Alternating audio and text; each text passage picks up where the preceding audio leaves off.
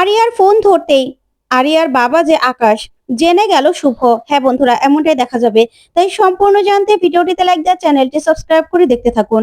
গল্পের শুরুতেই দেখা যাবে আদি ছেলেগুলোকে বলে, তোদের এত বড় সাহস, একটা মেয়েকে একা পেয়ে ইপটিজিং করছিস, আবার আমাকে জিজ্ঞাসা করছিস যে আমি ওর কেউ হই কিনা। কেন, আমি যদি কেউ না হই তাহলে কি একটা মেয়ের বিপদ দেখলে আমি দাঁড়িয়ে থাকবো নাকি? তাকে আমি হেল্প করতে পারবো না? তখনই আরিয়া বলতে থাকে, আপনাদের আমাকে হেল্প করার কোনো দরকার ছিল না। আপনি শুধু শুধু আগ বাড়িয়ে আমাকে হেল্প করতে গেলেন। আমি একাই না ওদের সঙ্গে পেরে উঠতাম। আমার কাউকে দরকার নেই, কারো হেল্প আমার দরকার নেই। তখনই শুভ বলে, দেখেছো আদি, কাকে তুমি হেল্প করেছো? শোনো, অনেক মানুষ আছে উপকারীর উপকারটা না স্বীকার করতে চায় না। এই মেয়েটা হলো ওরকমই। তাই তোমার ওকে হেল্প করা একদম উচিত হয়নি। তখন শুভকে আদি বলে, শুভ তুমি কি বলছো? তুমি জানো ওর সঙ্গে আমার আগেও দেখা হয়েছিল। তখন শুভ বলে, আমি জানি তোমার সঙ্গে ধাক্কা লেগেছিল, তাই না? গিফট এক্সচেঞ্জ হয়ে গেছিল, সবটা জানি। তুমি তো ওই একটা অ্যাক্সিডেন্টের পর থেকে ওকে চিনো, আর আমি না আরো ভালোভাবে ওকে চিনি।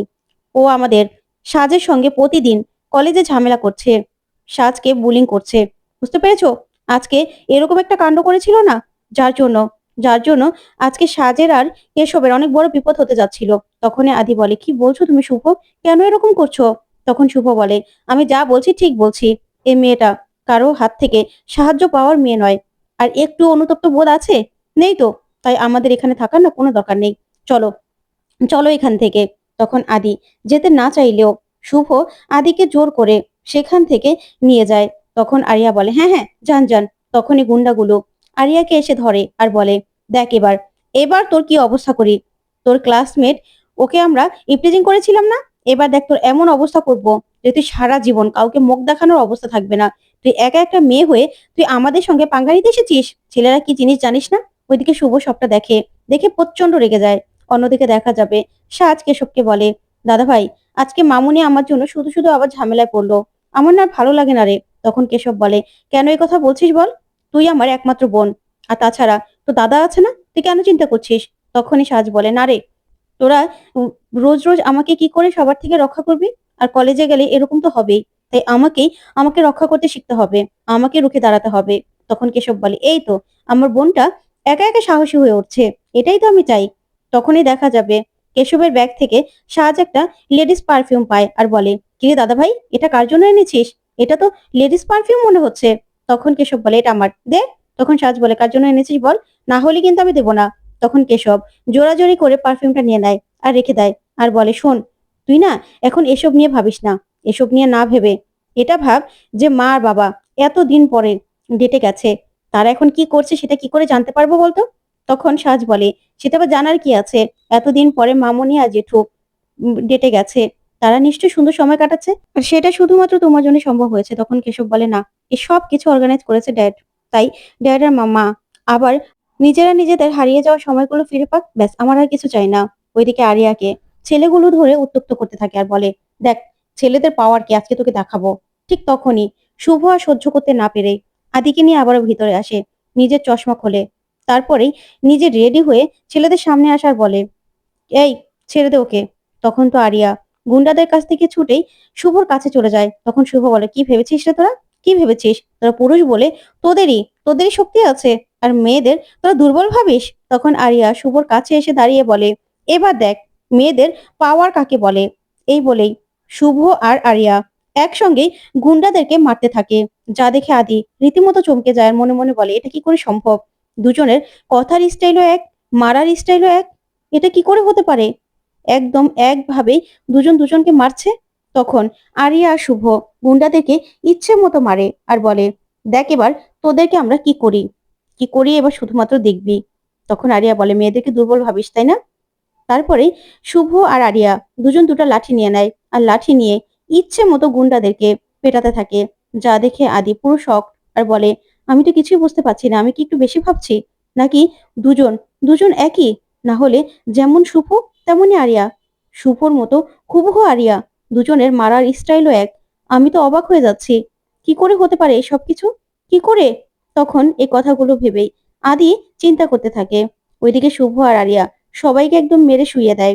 অন্যদিকে কেশবকে নিয়ে অরণা, তারপরে মোহনা, ওরা খুব খুব মজা করতে থাকে। তারপরে মোহনা বলে, দেখ আজকে সকাল সকাল ডিউটি করেই না চলে এসেছি, কি কি খাবি বল, শুভ কিন্তু আমাকে বলে রেখে গেছে। তখন সাজ বলে, হ্যাঁ, আমি তো দাদা ভাইয়ের জন্য একটা কেক বানাবো। তখন এই নিয়ে সবাই খুব আনন্দ করে। তখন রঞ্জিনী আসার এসেই বলে, আরে কেশব, বল না তুই বাঙালি খাবার খাবি, তাহলে তোর জন্য আমিও একটু বাঙালি খাবার খেতে পারবো, আমাকে তো কেউ জিজ্ঞাসাই করছে না। তখন অরণ্যা বলে, শোনো কাকিমণি, আমি আর দিদিভাই না আগে ঠিক করে নিয়েছি তোমার জন্য কি কি রান্না করব। মাছের মুড়িঘণ্ট, তারপরে বাঙালি খাবার, তুমি যা যা পছন্দ করো সবকিছু। তখন রঞ্জিনী বলে, সত্যি আমার জন্য এত কিছু প্ল্যান করেছিস, তাহলে আমি বরং একটু রেস্ট নিয়ে নেই। তারপর সেবন্তী আসে, আরে সেই বলে, কি শুরু করেছো তোমরা, দেখো ছেলেটা এতদিন পরে এলো আর বাবা মা কিনা ডিনারে চলে গেছে। তখন মোহনা বলে, আমরা তো সবাই আছি বড় মা, কেশবের কোনো অযত্ন হবে না, কেশবকে আমরা একদম বোরিং হতে দেব না। তখনই সেবন্তী বলে, হ্যাঁ তা তো দেখছি। তখনই কেশবের ফোনে ফোন আসে। তখন সেবন্তী বলে, এটা তো কেশব দাদু ভাইয়ের ফোন। তখন ফোনটা রিসিভ করতেই মেয়ে কণ্ঠ শুনেই সেবন্তী চমকে যায়।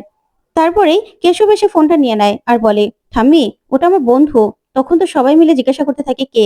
এদিকে শুভ আর আরিয়া গুন্ডাদেরকে মারে। তখন গুন্ডারা আবার আক্রমণ করতে গেলে আদি ওদেরকে মারে। তখন পুলিশ সেখানে চলে আসে আর আরিয়াকে বলে, শুনুন, আপনাকেও গ্রেপ্তার করতে বাধ্য হব। তখন আদি বলে, না না অফিসার, ওর কোনো দোষ নেই, ওকে ওরা ইফটিজিং করছিল, মেয়েটাকে উত্ত্যক্ত করছিল। তখন শুভ বলে, হ্যাঁ অফিসার, আমরা সাক্ষী, কারণ আজকে এই পুরো রেস্টুরেন্টটা আমরাই বুক করেছিলাম, কিন্তু এই ছেলেগুলো এসে এই মেয়েটাকে এখান থেকে তুলে নিয়ে যাওয়ার হুমকি দিচ্ছিল। আপনারা ইফটিজিং এর কেসে ওদেরকে তুলে নিয়ে যান। তখন অফিসার বলে, দেখুন আপনাদেরকে কিন্তু সাক্ষী দিতে যেতে হবে।